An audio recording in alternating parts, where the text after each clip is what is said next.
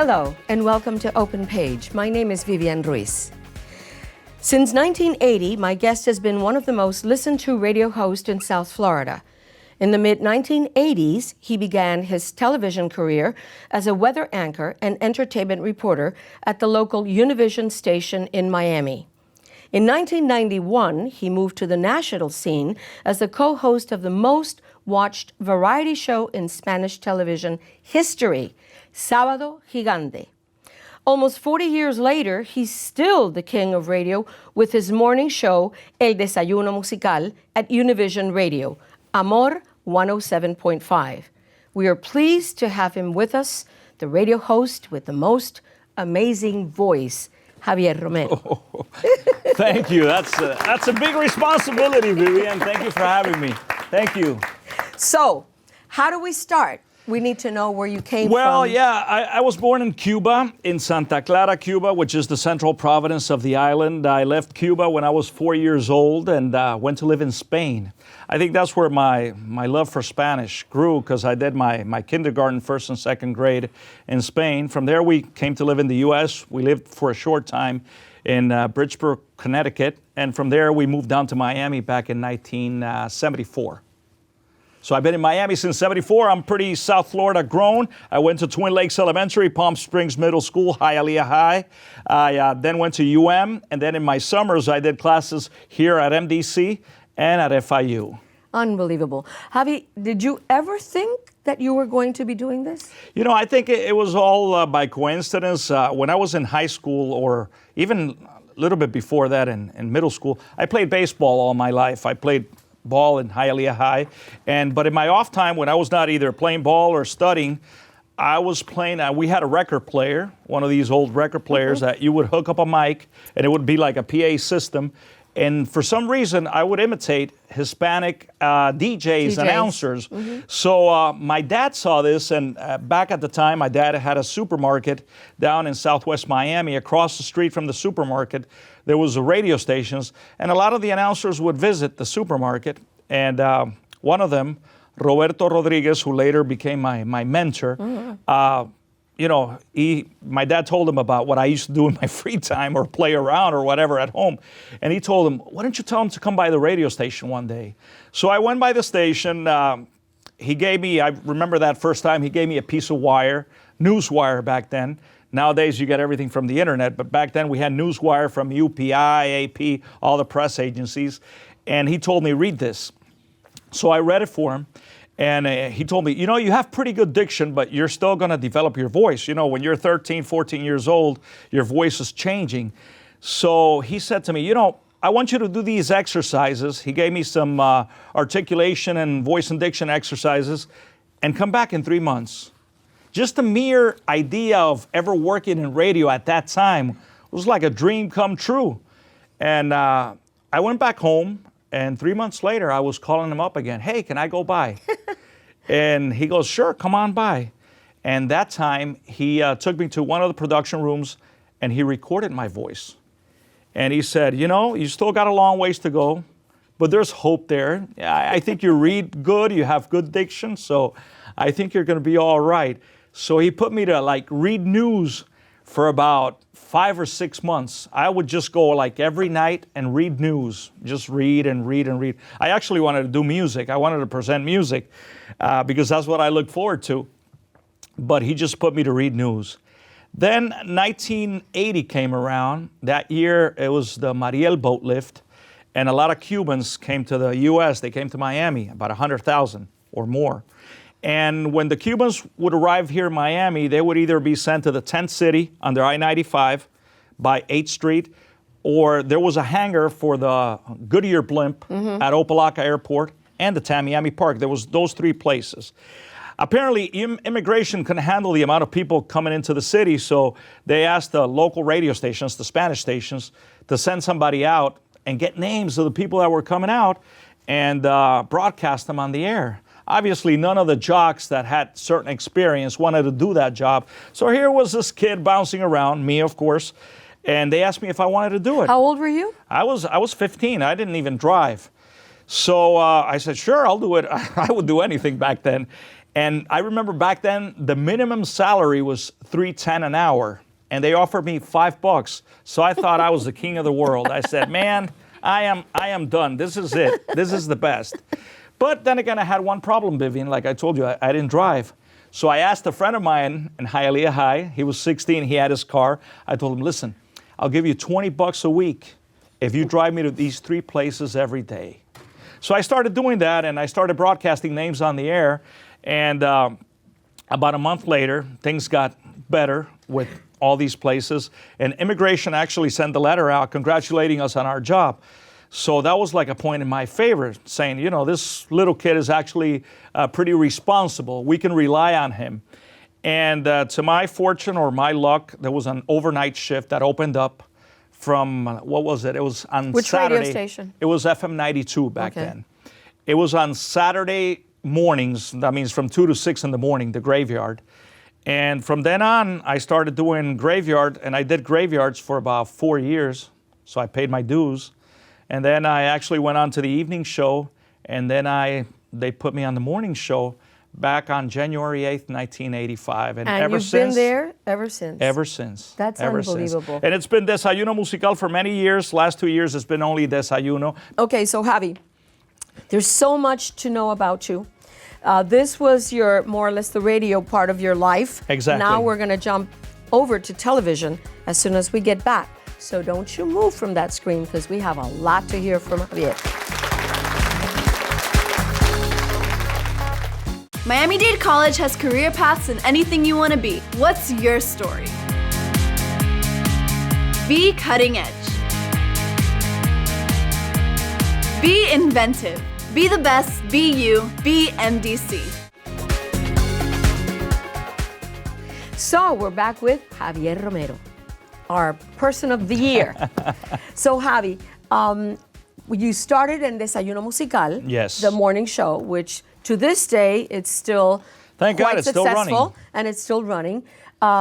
A lot of changes have come about. Oh yeah. But you're still there. I've had through time, I really can count them. I like stability a lot, and that's kind of hard in our business, but I've had 1, 2, 3, 4, 5, 6, 7, 8 partners in 33 years, 3 of them being women and 5 guys. And that's quite commendable that, you know, you've been able to stay on there for so long. What is the secret to Desayuno Musical? Why is it so successful? I think we just talk very straight on to people. You know, that you know, it's not like maybe your regular jock just presenting a song, you know, hey, it's 7:45, so-and-so song coming up on the radio. You know, we actually talk to people that are waking up, people that are taking kids to school, people that are going to work, people, we cover, you know, everyday problems, and we try to give them solutions. We try to have professionals on the show that cover different areas. So we do basically everything. We have a lot of artists on the show that visit us also. So we've had everybody on that show, thank God, throughout time. And so I know that you're still working at Desayuno Musical, but at one point you were doing Desayuno Musical, and you were requested for Sábado Gigante. How was that transition? Oh, How were you able to? That was tough. I mean, I couldn't. I say that, you know, God puts things on your path in certain moments, and you know, it's not the same thing when you guys are 20, when you're 30, when you're 40, when you're 50. Stop there. Things change, energy levels change also. And, you know, at one point, I started doing a variety show on TV back in the end of 1986. It was called Antes de las 6, which means before 6 p.m. Mm-hmm. And then that show became En Vivo a las 4, which was live at 4. And then we actually died at 5 o'clock because actually the network got sold and they cut out all local programming back then. But that served me the purpose to change and jump to doing weather. You know, the news director came up to me and he goes to me, "You want to do weather?" I go, "I don't know much about weather, but you know, hey, you know, I've done entertainment, so why not? I'll entertain people telling them if it's cold, hot, rainy, or you know, sunshine outside." But he said, "You know, there's a course coming up at UM, given by some other university, that you can attend, and get some hours of meteorology. So I said, sure, I'll do it. And it was like something like 40, 50 hours of meteorology. So I went, I took the course, and before I knew it, I was doing weather. I ended up doing weather for about 4 or 5 years. And at the end of my tenure doing weather, I actually jumped to Sábado Gigante. And at that point, that was, I would say, the most active point in my life. I was doing morning show, I was doing weather, and I was doing Sábado Gigante. I couldn't find a replacement until John Morales came around. You guys, a lot of you probably know John from Channel 6. He's the head meteorologist there. And so John was is a very good meteorologist, but back then he was just too serious. You know, meteorologists for the most part are very introverted people. They're into their maps, their things, and but that's changed. Yeah, it's changed through time. I would say, but if you go to the National Hurricane Center or anything, you see them. They're there, you know, and they're studying their maps and their forecast and everything else. So John got rolling. I was able to leave the weather, and I just dedicated myself to Sábado Gigante, co-hosting with Don Francisco. Mario. Tell me, when you started working with Guillermo Benítez, we're talking about big names. Guillermo Benítez, Leticia Callaba, Alina Mayoase. Well, I think they're the pillars of Hispanic television, you know, as far as news is concerned. And here's this, I would say, little kid, because I was what, about 20, 21, 22 back then.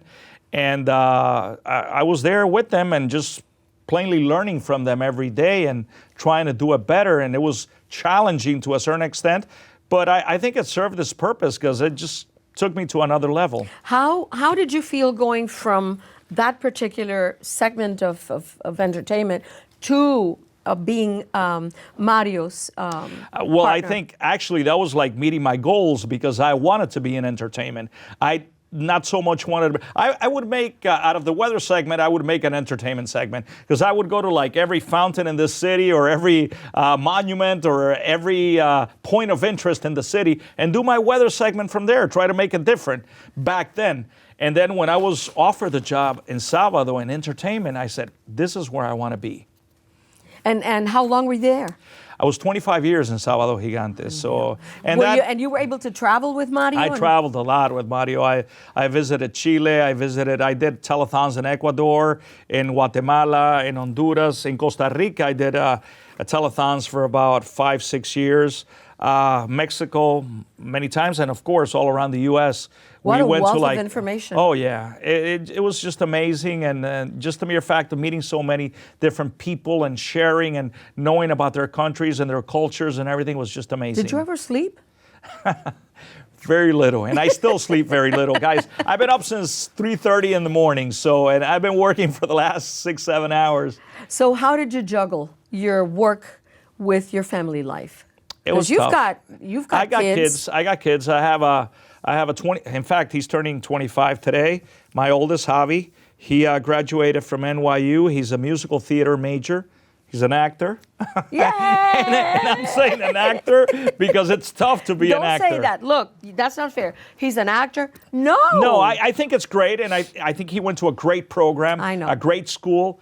But it's tough. It's tough breaking in, Vivian. Yes. Oh, tell me about it. It's very tough breaking in to Broadway. And he's there. He's taking courses in New York and London. And where is he now? He's in New York. Oh, right now he's in New York. Well, now he's celebrating his birthday today. He's actually in Disney World, but he's... Let him be. Yeah. And then I got twins that are 15 years old. They're actually in high school now. Unbelievable. Who's your role model? My role model, I think, well, on the radio end, at first, I think Roberto Rodriguez was definitely a role model. Betty Pino, may she rest in peace. She was a great radio personality. And, for a long time, you listen to a lot of different people in the American world, Rick Dees, Wolfman Jack. I mean, all these guys that have done radio for so many years. You look up to them. And then on the TV side, obviously, working side by side with Don Francisco, I would always tell him he's like the University of Television. You learn so much from him, and you learn how he gets in and out of situations in such a wealth of ways, Well, it's very difficult. It really is a very difficult job as far as that is concerned, because you really have to be an unbelievable person to stay cool. And that's what we're going to find out when we get back from Página Abierta. Javi will let us know, all of us, how to have a spotless career in this business. Miami-Dade College has career paths in anything you want to be. Be global. Be investigative.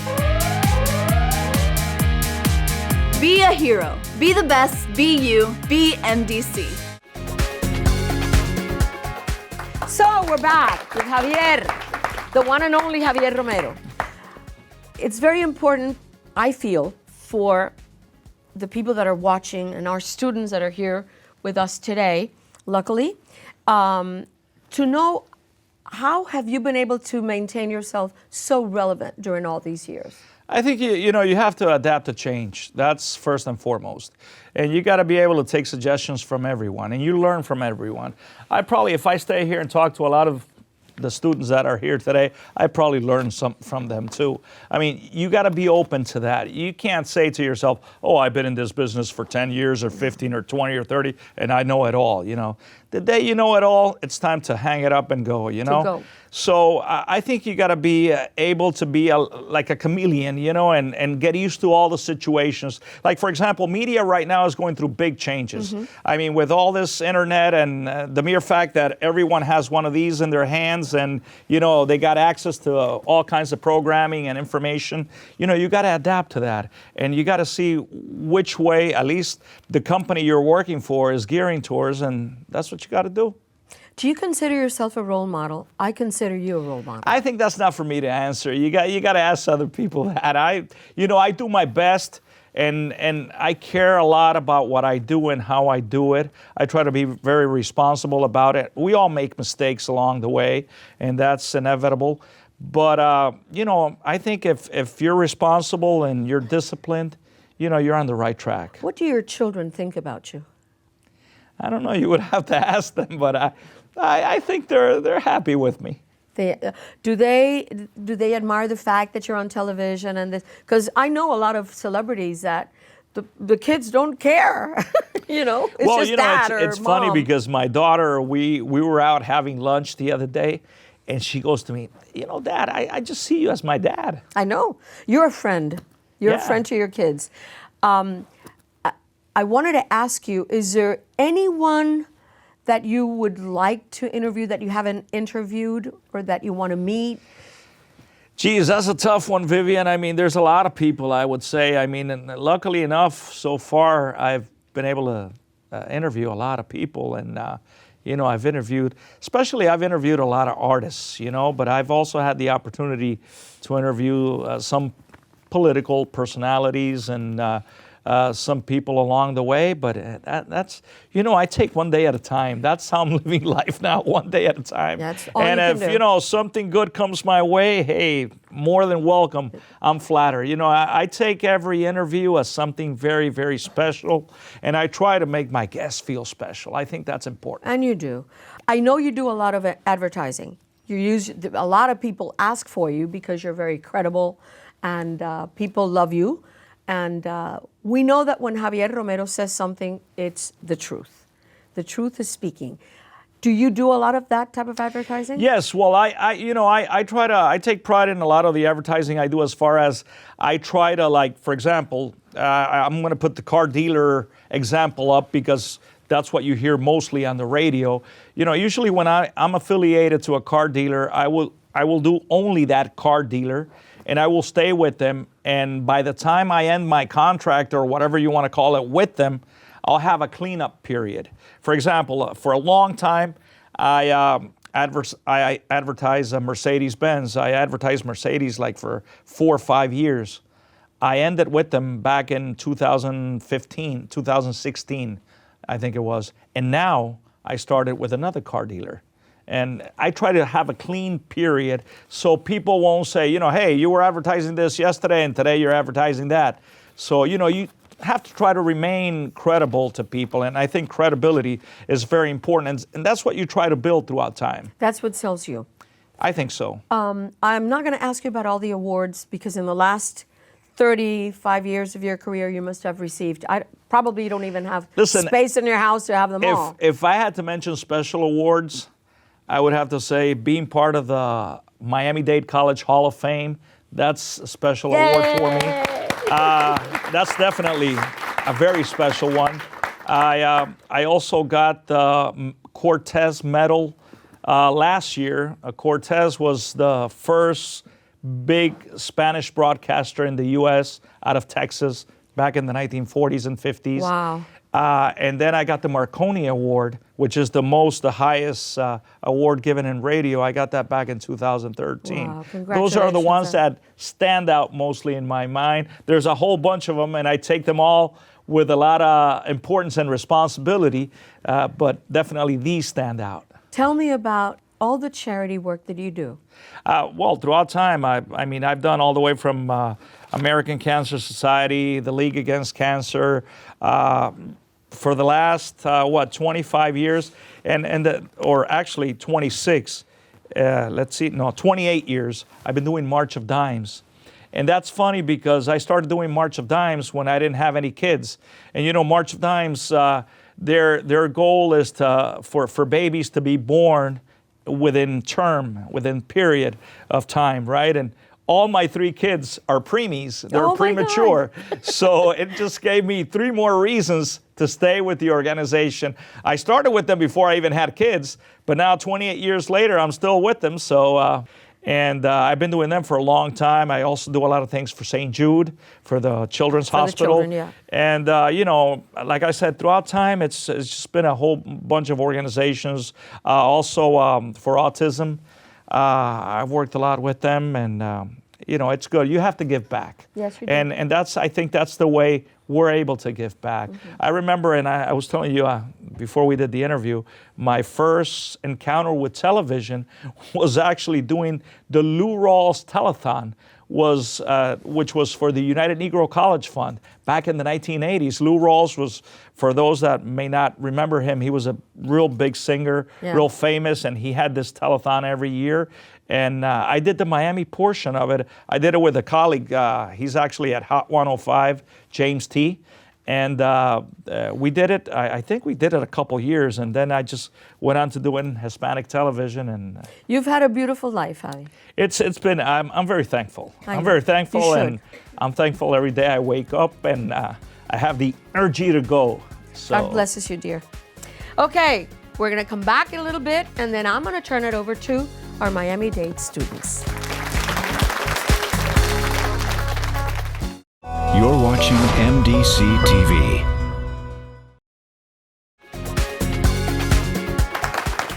Welcome back to Open Page. Now we're giving our Miami-Dade College students the opportunity to ask Javier whatever questions they want. So let's turn to them. How you doing, Javier? How you doing? My name is Louis. I'm a film TV student here at Miami-Dade College. My question for you is that transfer from radio to television. How'd you adapt to the entertainment side of television? Louis, you know what? I've always said that if you can do radio, you can do television. I mean, because radio, just think for a moment, we have to fill in every little gap of airspace. While you're on television, you have video that surrounds you. So you can actually take a breath, stop, and keep going. You have your environment. So that makes it a lot easier. Adaptation for me from, I guess, from radio to TV was, I have a funny nickname from some of my colleagues that have been with me for many, many years. They call me Nerby.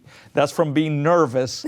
Because in radio, I was always very used to controlling everything. You know, I had the console, I would control everything going on the air. And when you go to TV, you got to rely on the cameraman, on the lighting guy, on the audio guy, on the switcher, on, your Chiron operator, your teleprompter, if you're reading off a teleprompter. So I had to get adapted to that end of it, of depending and relying simply on other people on your TV production team. Mm-hmm. And that took a little bit of time getting adapted, but it happens. When you love what you do, you get adapted to everything. So if you like film, if you like television, go for it, man. Hi, my name is Andres.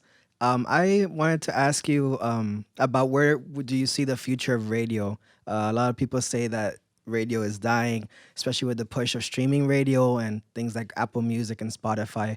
Where do you see radio going in the next 5 to 10 years? I think Apple Music and Spotify is great when you want to hear songs and you want to hear a hit after another. But when you need company, you know, in your car or at home or anywhere else or in your ears, you're walking, you're running or whatever, a lot of times you listen to local radio. I think in general, and I don't know what's going to happen 5, 10, 15 years down the line, but I think content is always going to be needed.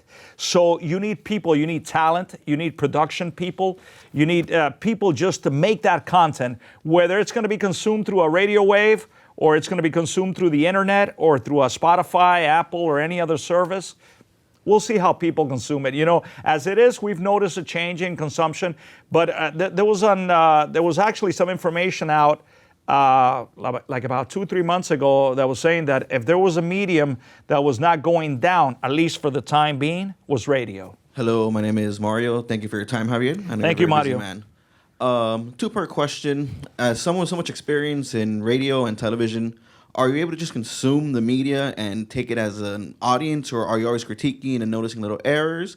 And on that, are there any radio shows or podcasts or anything that you listen to that you would recommend to us to listen to as well? Listen, I consume just like you guys do, and I would say probably more even, because I listen to everybody. I listen to all the radio stations. I listen to what everybody else is doing. I think I learn from everybody. I catch phrases that even I can translate from English to Spanish that serve me a purpose on my show.